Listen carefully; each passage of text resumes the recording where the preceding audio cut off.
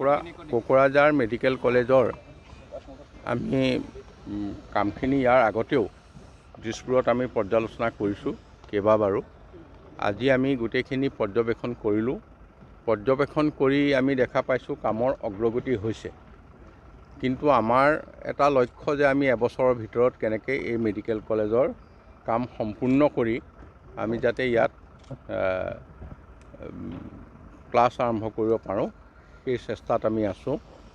আমাৰ এই অঞ্চলৰ সন্মানীয় বিধায়কসকলো আছে, আজি আমাৰ EM হেল্থো আছে, গতিকে সকলো আমাৰ এই পৰিদৰ্শন কালত আছে, উপায়ুক্ত আছে।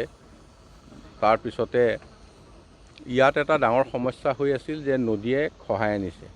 নদীয়ে যিখিনি খহাই আনিছে, এই ক্ষেত্ৰত আমি কাম কৰিবলৈ টকা পইচা মঞ্জুৰ কৰা হৈছে। এতিয়া কাম আৰম্ভ কৰিব আৰু কাম আৰম্ভ কৰি এই যিটো আমাৰ সংকট আছিল, এই সংকটটোৰ পৰা মেডিকেল কলেজখন মুক্ত হ'ব। গতিকে আমি আশা কৰিছোঁ যে কোকৰাঝাৰ মেডিকেল কলেজ আমি এবছৰৰ ভিতৰত কাম সম্পূৰ্ণ কৰিব পাৰিম। একাডেমিকটো ষ্টাৰ্ট হৈ যাব। একাডেমিকটো আমি ষ্টাৰ্ট কৰিবলৈ প্ৰস্তুতি কৰিম, কিন্তু নেশ্যনেল মেডিকেল কাউন্সিলৰ পৰা আমি পাৰ্মিশ্যন পাব লাগিব। তাৰ কাৰণে আমি এপ্লাই কৰিম, তেওঁলোকৰ ইনস্পেকশ্যন হ'ব আৰু ইনস্পেকশ্যন হৈ যেতিয়া আমাক পাৰ্মিশ্যন দিয়াৰ লগে লগে আমি ক্লাছ আৰম্ভ কৰিম। স্যাৰ, বহুতো পুৰণি ইনফ্ৰাষ্ট্ৰাকচাৰ আছে কোকৰাঝাৰৰ অসমৰ বিভিন্ন স্থানত। পুৰণি হস্পিটেল আছে, তেওঁলোকৰ বিল্ডিং বা হস্পিটেলসমূহ বহুত বেয়া কণ্ডিশ্যন আছে আৰু কিছুমান নামমাত্ৰ কাম কৰিছে, কি কৰিব? নহয়, এতিয়া চাওক, আমি একেবাৰে তলৰ পৰ্যায়ৰ পৰা লাগিছোঁ। এইবাৰ যথেষ্টখিনি আমি চাব চেণ্টাৰ ৰিপেয়াৰ কৰিম, ভালকৈ কৰিম। এটা চাব চেণ্টাৰত 7 লাখ, 8 লাখ, 9 লাখ টকা দি পুৰণি যিখিনি ঘৰ আছিল আমি ৰিপেয়াৰ কৰিম, যাতে তাত ANM থাকিব পাৰে আৰু তৃণমূল পৰ্যায়ত ৰাইজক চিকিৎসা সেৱা আগবঢ়াব পাৰে। তাৰপিছত আমি হস্পিটাল, প্ৰতিটো সমষ্টিত এখনকৈ হস্পিটাল দিবলৈ এইবাৰ ঠিক কৰিছোঁ। তেওঁলোকক একোখন হস্পিটালৰ নাম দিছে।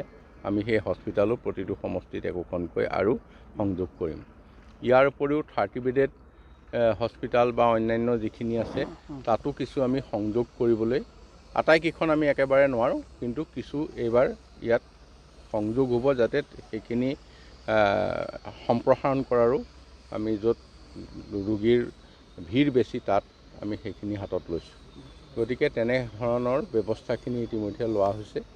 আপোনালোকে ভালকৈ জানে, মাননীয় মুখ্যমন্ত্ৰী ডক্টৰ হিমন্ত বিশ্ব শৰ্মাৰ নেতৃত্বত স্বাস্থ্য ক্ষেত্ৰত এটা যথেষ্ট পৰিৱৰ্তন আহিবলৈ আৰম্ভ হৈছে। আজি কি আলোচনা কৰা ক্ষেত্ৰত বুলি নহয়, মানে বঙাইগাঁৱৰ এই ক্ষেত্ৰত মাননীয় মুখ্যমন্ত্ৰী ডাঙৰীয়া সকলো কথা ঘোষণা কৰিছে। তেখেতৰ প্ৰেছ মিটৰ পিছত আৰু মই তাৰ ভিতৰত বেলেগে কোৱা উচিত নহ'ব।